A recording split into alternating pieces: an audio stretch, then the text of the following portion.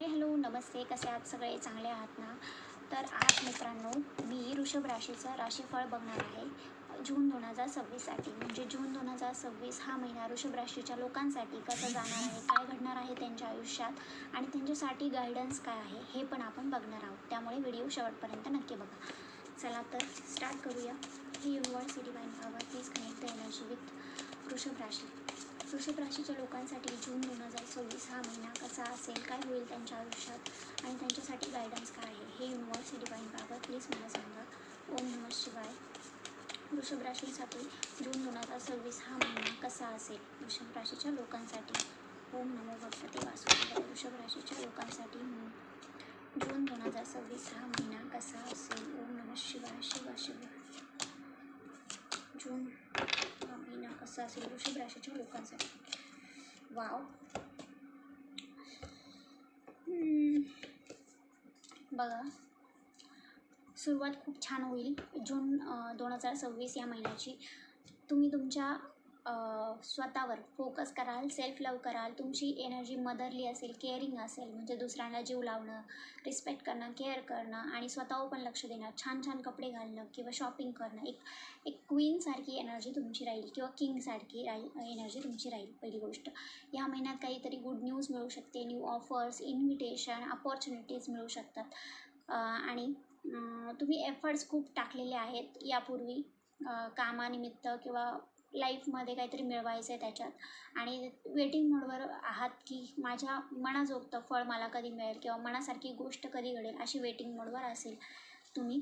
पण ह्या महिन्यात तुम्ही थोडंसं एकटं एकटं फील कराल किंवा कोणती तरी गोष्ट तुमच्या मनाला खूप जखम देईल किंवा दुःख देईल, अशी घटना होऊ शकते. पण गुड न्यूज ही की तुम्ही तुमच्या पार्टनरबरोबर किंवा फॅमिलीबरोबर टाईम स्पेंड कराल किंवा मुलाबाळांबरोबर टाईम स्पेंड कराल किंवा तुमचं लग्नच झालेलं नाही आहे, तुम्हाला पार्टनरच नाही आहे, तर तुम्ही तुमच्या आईवडिलांबरोबर, भावा बहिणीबरोबर टाईम स्पेंड करू शकता. एक हॅपी टाईम फॅमिलीबरोबर स्पेंड करू शकता. आणि हो, फ्युचरचा फार विचार कराल की मला फ्युचरमध्ये हे करायचं आहे, मला फ्युचरमध्ये ते गोल्स कंप्लीट करायचे आहे, मला इथं ट्रॅव्हल करायला जायचं आहे, मला ह्या कामानिमित्त ह्या कंट्रीतून दुसऱ्या कंट्रीत जायचं आहे किंवा ह्या स्टेटमधून त्या स्टेटमध्ये जायचं किंवा ह्या गावातून त्या गावात जायचं आहे, अशी तुमची एनर्जी आहे. पण त्याच्यासाठी ॲक्शन्स घ्यावे लागतील, हे नक्की लक्षात ठेवा. दुसरं गोष्ट असं की एंडिंग ऑफ द मंथ, जसं जसं मंथ पुढे जाईल तसं तसं तुम्हाला असं अडकल्यासारखं वाटेल की हँग झाल्यासारखं वाटेल की अरे गोष्टी तर पुढे जातच नाही आहे, एकाच जागी आयुष्य थांबलं की काय किंवा मनासारखी गोष्ट का पटकन होत नाही आहे, अशी एनर्जी तुमची राहील आणि तुम्हाला काही समजणार नाही की काय करावं काय नाही. एक हँग सिच्युएशन जशी क्रिएट होती ना तशी होईल.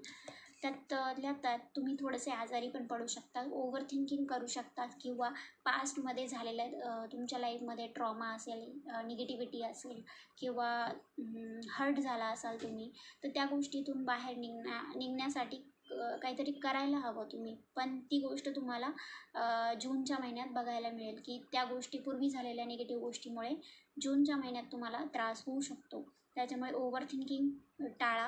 दुसरं, तुम्ही खूप झोपाल किंवा स्वतःसाठी टाईम्स काढाल बाजूला की मला आज आराम करायचा आहे, मला एकटंच राहायचं आहे, मला कोणाशी कॉन्टॅक्ट नाही ठेवायचा, अशी पण एनर्जी दिसते. आणि तुम्हाला यू नीड टू रेस्ट, मतलब तुम्हाला स्वतःसाठी टाईम पण काढणं गरजेचं आहे. फक्त ओव्हर थिंकिंग करू नका. अँड तुमच्यात एक पॉझिटिव्हिटी आहे, तुमच्यात स्किल आहे, नॉलेज आहे, तुमच्यात एक मॅजिकल एनर्जी आहे. फक्त तुम्ही ते शोधली पाहिजे आणि त्याचा वापर केला पाहिजे. असं काही लोक असतात ना की टॅलेंट भरपूर आहे पण ते स्वतःला कमी लेखतात, अशी एनर्जी असू शकते. पण तुम्ही जर टॅलेंट ओळखला तर तुम्हाला खूप फायदा होईल आणि मॅनिफेस्टेशन जर केलं तर तुम्हाला बऱ्याचशा गोष्टी मिळवता येतील आणि तुमची energy ending of the month positive होत जाईल.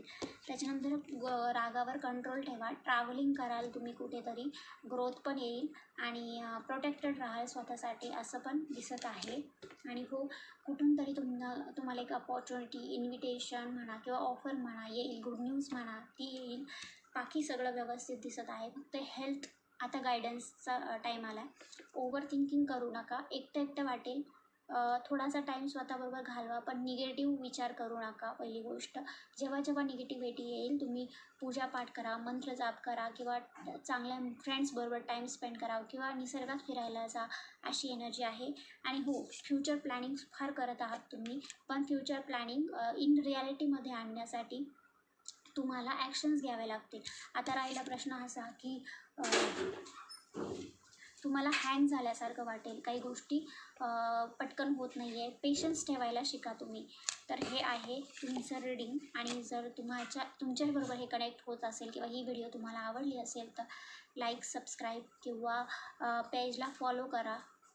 अशा नवनवीन माहितीसाठी बेल आयकॉन नक्की दाबा.